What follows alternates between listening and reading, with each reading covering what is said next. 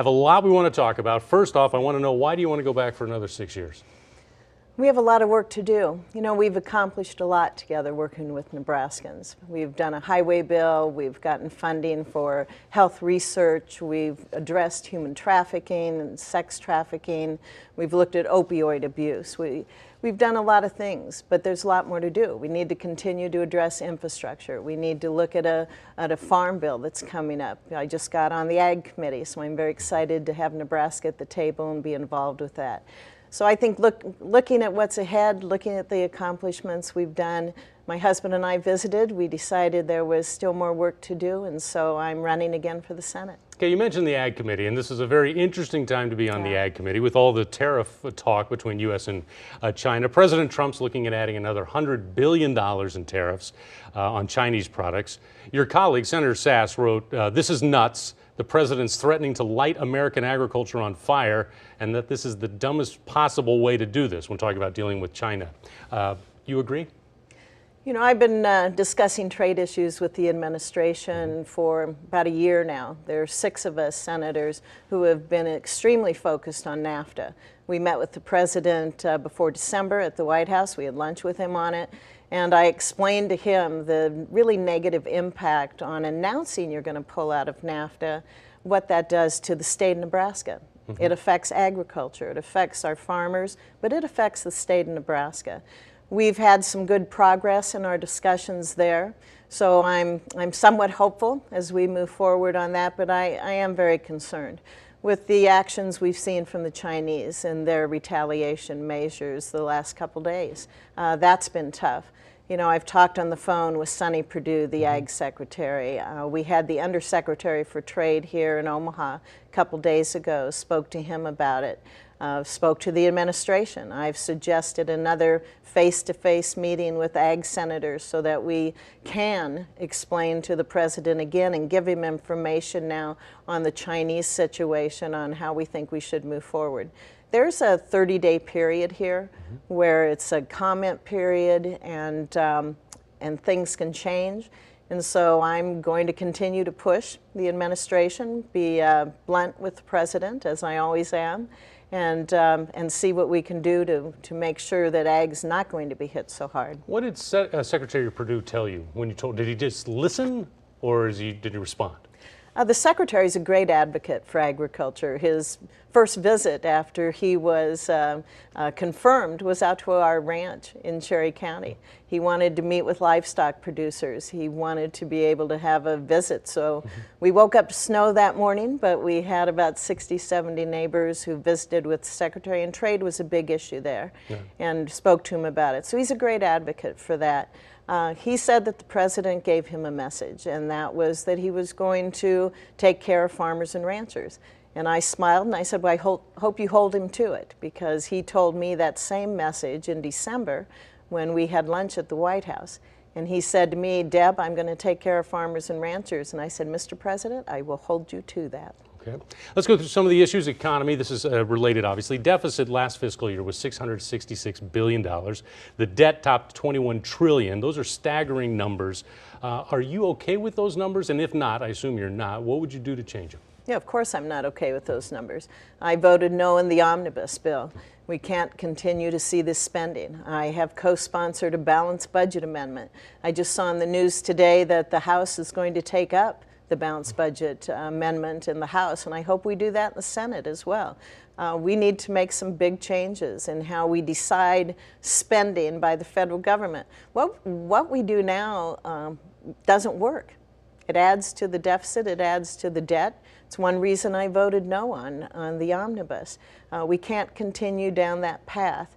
We need to just take up individual spending bills and make the tough decisions on which programs we're going to spend and which ones we're not. 1.3 trillion, is that, yeah, 1.3 trillion federal budget. A lot of conservatives, now that they're going back into their districts, are hearing unhappy constituents, and we'll put it that way. How can you justify voting for it? I didn't. I mean, for passing it, for being even in the battle. I mean, for not getting it stopping it or cutting the spending even further? Yeah, you know, I supported a lot that was in the omnibus. For one thing, the military spending. Right. I'm fourth in seniority on the Armed Services Committee. I chair the subcommittee that has jurisdiction over STRATCOM and nuclear modernization, missile defense. These are all priorities for the United States. Looking at a pay raise for our military. We've been trying to do that for several years. That was in it. So no, it was a tough vote for me not to support many, many things in the military spending that I've worked on for 6 years. But we have to stop the insanity, stop the nonsense, make some changes.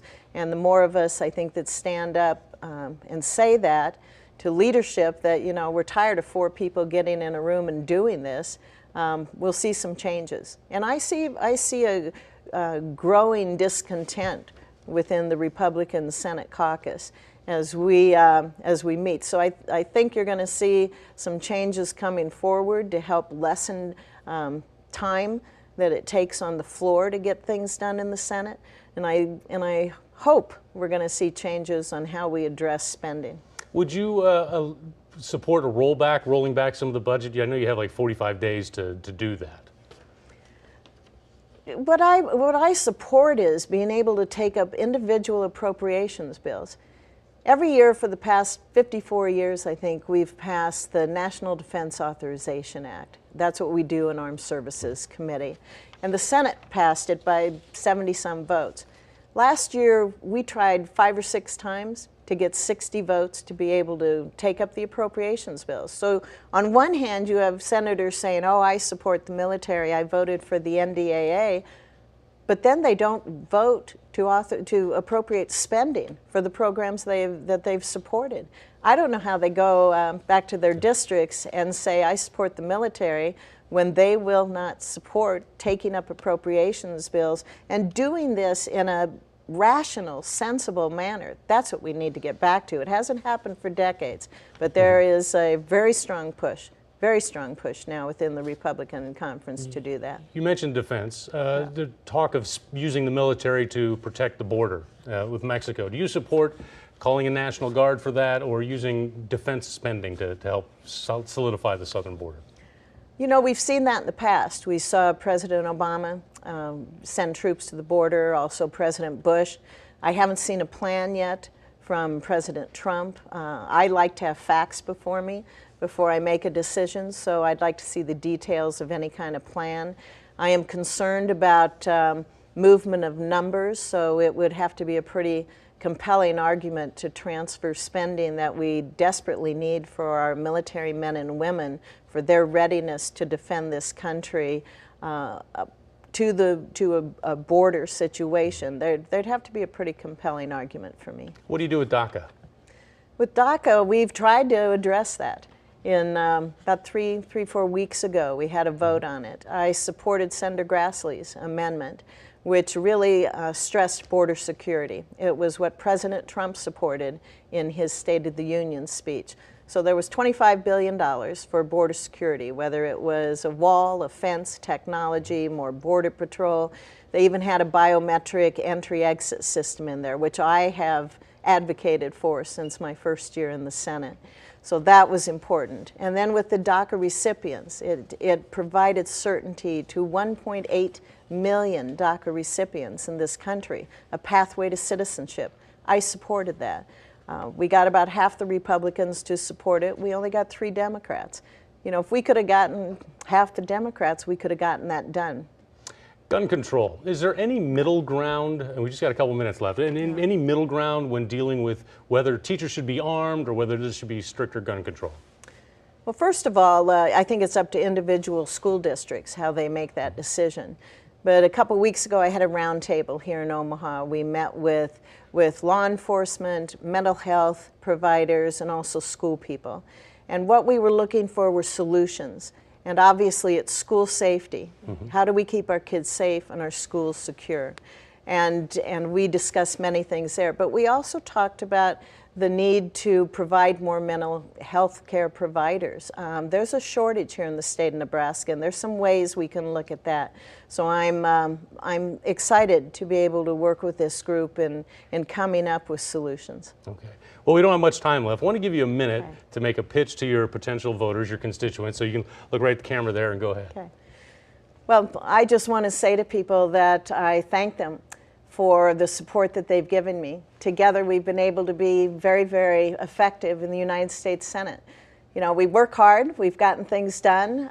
We have a great record on getting things done, whether it's a highway bill, looking at funding for research, looking at things for Omaha. I worked hard to get the runway taken care of it off at Air Force Base. We're taking care of our vets here in Omaha with the bill that we passed. And we also passed a water infrastructure bill that protects the drinking water for 2/3 of the people in the state of Nebraska and for people right here in Omaha. I want to continue that work. I want to continue to work with Nebraskans, listen to their thoughts and ideas, and continue to be effective in the United States Senate and get things done for the state. So I want to fight for you. Thanks.